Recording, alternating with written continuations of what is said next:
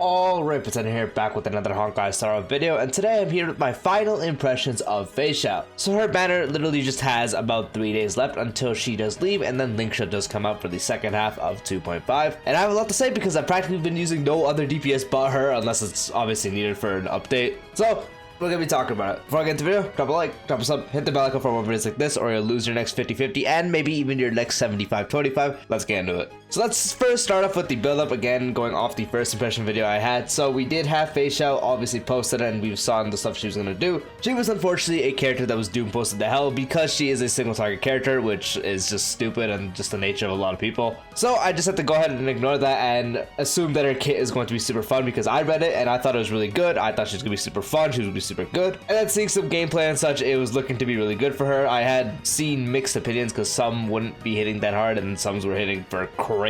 And then again, as I mentioned, she had a really cool and fun looking kit, and especially with her E2 being really good for how her kit works. I was really considering it. I ended up deciding not to get it, but then the stuff happened in the sub video and I got it in the end. But obviously I did get to try her at E0, I've tried her at E1, I've tried her with E2. And so she did come out, did my summons, got to actually try out her and teams alongside her that I was prepping. It was mainly the premium Vault team, so Topaz, Feixiao, Aventurine, and Robin. And once I did get to finally test it out, took her in MLC, took her in Apocalyptic Shadow, and I tell you guys, I have never had more fun on the game. Besides with an E6 Aventurine, but I don't count that as an experience because that's like, obviously it's going to be the #1. But she was obviously a close second, but I'm just going to say #1 because again, you can't really compete with the E6 levels of fun, especially with your first E6. But DPS wise, she was so fun to use. All the stuff I was seeing about her not being too good, her not doing too much damage, her output not being too great, thrown out the window because she was just performing, getting so many follow-up attacks, even with the attack percent boots because mine doesn't have speed boots because I don't need it. She was cooking. Obviously she does need to crit, so that's why you build more crit rate and then have less crit damage, which is probably why people think she doesn't do too much damage, since they get a lot of crit rate but then their crit damage is looking like 100%, and then they wonder why their damage isn't too high, and I'm just like, okay, well, you can clearly see why. But yeah, besides that, she did come out. I had a pretty decent build for the longest time until semi-recently. I had a build where she was around 73 crit rate and then about 160-ish crit damage, and she was pumping out numbers. On the premium fall protect team, ults hitting for 500k to, or let's say 400 to 500k, maybe a little less without Rob it all up, and then Rob it all up, that shoots up to like 800k plus. Eventually can even hit 1 million pretty easily under a good setup. And on the premium fall protect team, she just cooking and cooking and cooking. And again, she was just so fun to use. Just seeing the follow-up attack after follow-up attack after follow-up attack. You pop the skill, follow-up attack, Topaz or Nubby attacks, she gets another follow-up attack, and then you see Aventurine pop his follow-up attack, and you just keep cooking and cooking and cooking, and it's so satisfying. Since I'm sure you guys probably know by now, but follow-up team was my favorite team prior to Feixiao anyways. So I was already gonna have a really good time with the new follow-up unit, and she lived to my expectations and shattered them beyond belief. I still thought she was gonna be good. Looking for her kid was gonna be one of the best, and I was just right about it. So I guess in strength wise, this is what I expected, but for fun wise, this is not what I expected. I did not expect to have so much fun on the game. Before her, I was having decent fun on the game again. Like, there was some stuff to do and I wasn't really too bored of it and I wasn't burnt out anymore. But with her coming out, I went ahead and started doing stuff like Simulated Universe high clears, cleared the highest difficulty of Divergent Universe that was added in the update, so V8.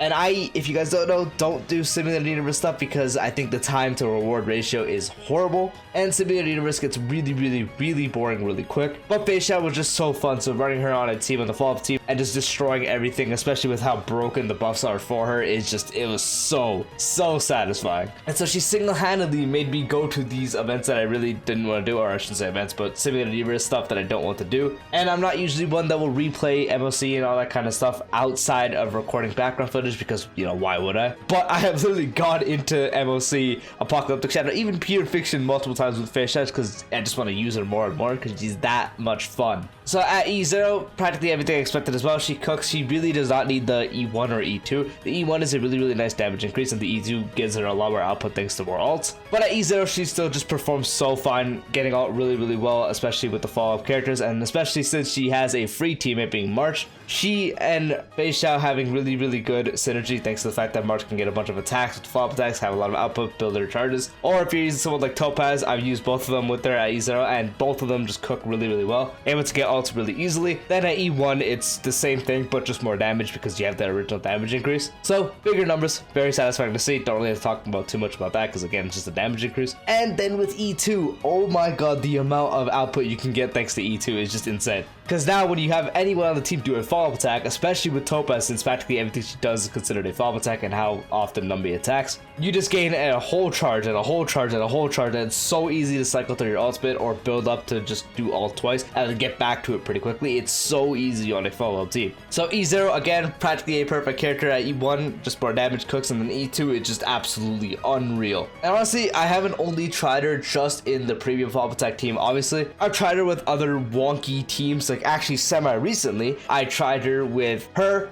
Jiaoqiu, Feixiao, and Sparkle. So I practically did not take any of the premium teams. And thanks to the Sparkle action forward, she was actually able to cook pretty well. I think it was like a 1 to 2 cycle clear. And then sometimes I would replace, let's say, Jiaoqiu for March. Or I'd run something like Feixiao, March, Feixiao, Sparkle. I just ran a bunch of wonky teams. Like I even threw Black Swan in there when all she really does is the defense lower, just because I wanted to see how strong she really is and how fast she can clear. And she still was clearing MOC from 0 to 2 cycles. I don't think I got a slower cycle than 3. I think 3 was the lowest I got, and that was with my Feixiao, which is E2, and the team was March, who was not ascended to 6. So I was missing the A6 trace, so her traces were also not all gotten. Her traces were not that high up. Then I ran Feixiao as a sustain, and I ran a level 40 Hanya. Yes, a level 40 E6 Hanya, which, why would I do that? I don't know, I was bored. And I think she still cleared it in about 3 cycles, which was just insane to see how strong this character is to clear that with that much of a restriction, having no other follow-up character to help you build stacks, just have sort of faster hitters. And then I guess I should say not no follow-up characters to help because March was there, but again, she was pretty disabled thanks to the fact that she didn't have a 6, so no big buff to 60 crit damage and 30 break effect. Low traces, so the actual buff didn't do too much. She herself not doing that crazy damage because she's not up, and she had a level 50 Lycone, and Hanya had a level 40 Lycone, and I still cleared it in like 3 cycles. There was some good RNG with it, obviously, but 3 cycles, and even being able to clear it with that is just insane. So obviously I had to test her a lot without using Aventurine, especially because my Aventurine is really, really strong, so I had to try him with an easier Aventurine and all that stuff, and especially even without the damage Aventurine can do at E6. Aventurine, the whole premium team at lower dupes is still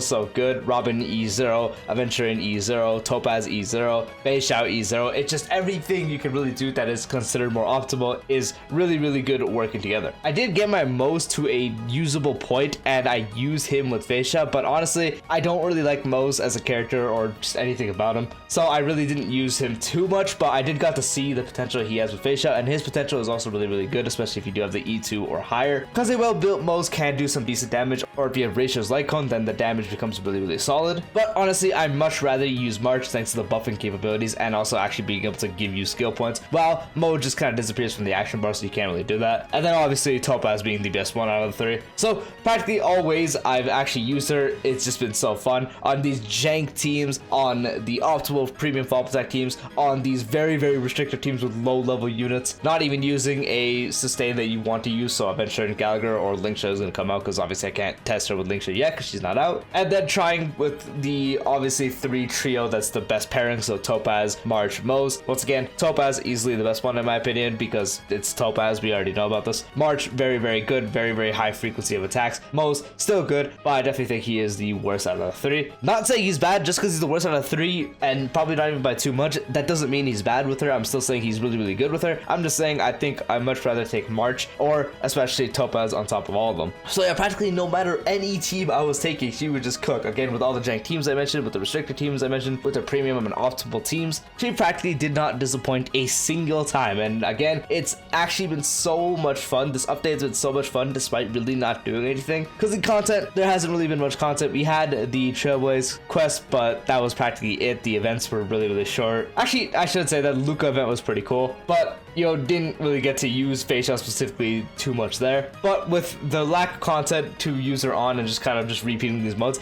it's still been so much fun, and I've honestly not had this much fun on the game. Again, not counting Aventurine. And again, I've never thought I would just take a restrictive team and actually have fun with it with lower level units, because usually it's just a waste of time, which it still is, but it's still really, really fun. And yeah, so Feixiao, again, my current favorite DPSs right before her were Boohill and Yunli. Those are my two favorite characters to use, but Feixiao, easily number one. It's a huge gap thing where it's like Feixiao, bracket, bracket, bracket, bracket, bracket, then maybe Boohill and Yunli. Because again, she's just so much fun. I've actually not had so much fun on the game for a DPS in a while. Through initial usage, there are some that might hit that satisfaction level, but the overall level of using Feixiao, and especially with just how satisfying the hits are, the ultimate and all that kind of stuff, she is just easily number one for me. But yeah, that is my final impressions of Feixiao. Once again, completely broken character in my opinion. She does so much damage, especially when you just have her on a proper optimal team, and it doesn't even have to be too optimal. Again, I took her with restrictions. I've tested her on more jank stuff. You just have to have a good foundation. If you have a good March, and you already have half the team right there. And then obviously I didn't talk about it too much, but character wise and the whole story stuff, she was really, really cool. I was thinking I wasn't gonna like her too much, but she was not just a cringe general. She was a really, really likable character. So big W there. But yeah, again, that's my final impressions of Feixiao. I hope you guys enjoy using her as much as I did, because my god, if you could have a team where she cooks, it's just so good. Anyway, yep, that's been the video. Peace out.